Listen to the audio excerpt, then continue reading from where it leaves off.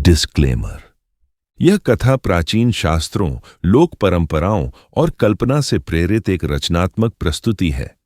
इसका उद्देश्य श्रद्धा जगाना और मनोरंजन करना है, किसी आस्था को ठेस पहुंचाना नहीं। अलग अलग ग्रंथों और परंपराओं में व्याख्याएं भिन्न हो सकती हैं, सार एक ही है: अहंकार पर धर्म और करुणा की विजय। रात थी, पर वैसी नहीं जैसी हम जानते हैं। आकाश के पार नक्षत्रों के पीछे एक मौन धड़कन थी जो समय के साथ सांस लेती थी। यमुना के ऊपर बादल गरजते, बिजली की नसें आकाश में चमकतीं और मथुरा की काल कोठरी में एक बालक ने आंखें खोलीं। उसका नाम था कृष्ण। वसुदेव शिशु को गोद में लिए जब यमुना में उतरे तो जल में जैसे किसी प्राचीन यंत्र का द्वार खुला।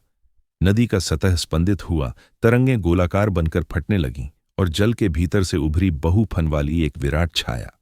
वह कोई साधारण सर्प नहीं था, वह था शेष, अनंत काल का रक्षक, लोकों का संतुलन, तारों के बीच का प्रहरी, जिसे मनुष्य शेषनाग कहते हैं। वसुदेव ठिठक गए, पर शेषनाग ने अपने फन छतरी की तरह फैला दिए। वर्षा की हर बूंद उसकी चमकदार शल्कों से टकराकर मोती बनती और बिखर जाती। बालक के नन्हे मुख पर एक अजीब सी मुस्कान थी, मानो वह इस ब्रह्मांडीय अतिथि को पहचानता हो।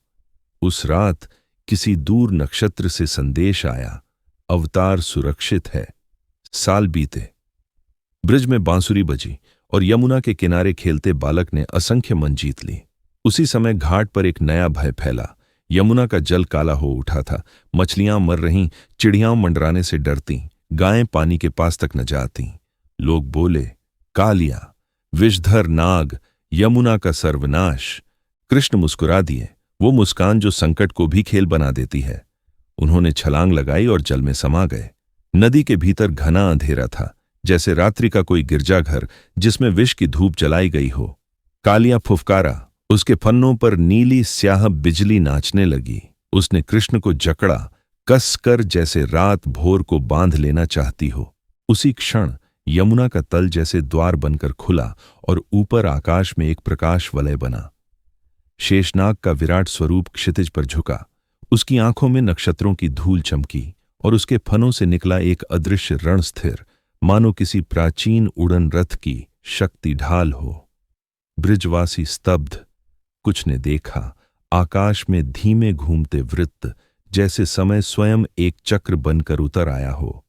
कृष्ण ने कालिया की पकड़ तोड़ी, एक लहर, एक घूम, और वे उसके फनों पर नृत्य करने लगे।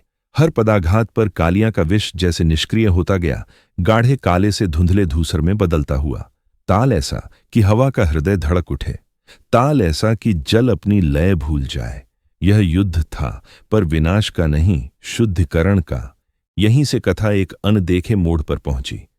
शेषनाग ने देखा, ब्रह्मांड का संतुलन बिगड़ रहा है। उसने समझा, किसने सक्रिय किया यह प्राचीन जल आलोढ़न?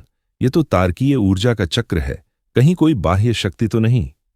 क्षण भर के भ्रम में शेषनाग पृथ्वी के और निकट झुका, फन फैलाए, और ब्रिज के आकाश में बहुवृत्त प्रकाश चक्रों की बौछार हुई। ब्रिजवासी इसे देवोत्थान समझे। कुछ ने रुदन किया, कुछ ने आरती जलाई। कृष्ण ने जल से उछलकर शेष की ओर देखा, उनके नेत्रों में रीढ़ तक उतर जाने वाली शांति थी। ओ अनंत, कृष्ण बोले, तुम संतुलन हो, पर आज तुम्हारी दृष्टि कंपित है।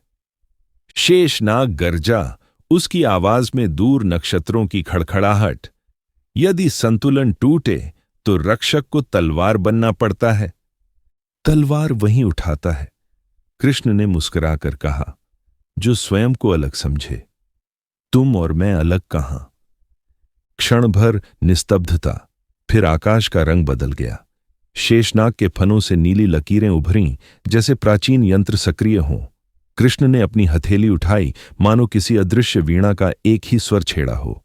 हवा रेशम जैसी हल्की, जल शीशे सा पारदर्शी, और कालिया के फनों से विष बहता हुआ मिट्टी में समा गया। पर शेष का भ्रम अभी शेष था। उसने अपने फनों की वलइयों को कसकर एक भीषण भिड़ंत की मुद्रा ली, जैसे किसी दूर लोक का युद्ध कौशल। कृष्ण ने बांसुरी को होठों तक लाया, एक स्वर, फिर दूसरा, और तीसरे ही सुर पर शेष की आंखों में स्मृति कौंध गई। उसे याद आया कब, कहां और कैसे उसने इस बालक को अपने फन से ढंका था, कैसे नदी के ऊपर उसकी शल्कों ने वर्षा को रोका था, कैसे ब्रह्मांड के मूल में वही संगीत धड़कता है जिसे यह बालक सहज बजा देता है। शेषनाग के फन झुक गए। मुझे क्षमा करें, उसने कहा, मेरा धर्म रक्षा है, पर अहंकार की धूल आंखों में पड़ गई। कृष्ण मुस्कुराए। जब तक तुम खुद को ब्रह्मांड का केंद्र मानोगे, युद्ध रहेगा।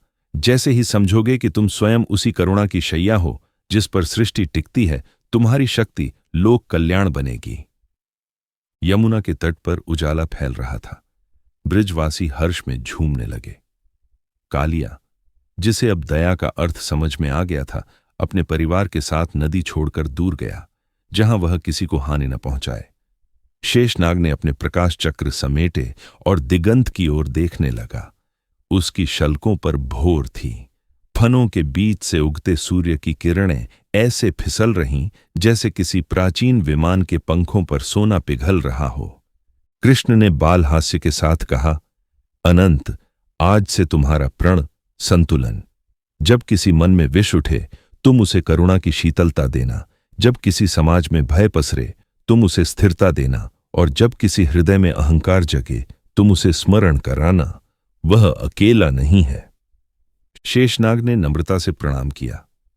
वह ऊपर उठा, धीरे धीरे, जैसे आकाश में कोई श्वास भरे, और विलीन हो गया।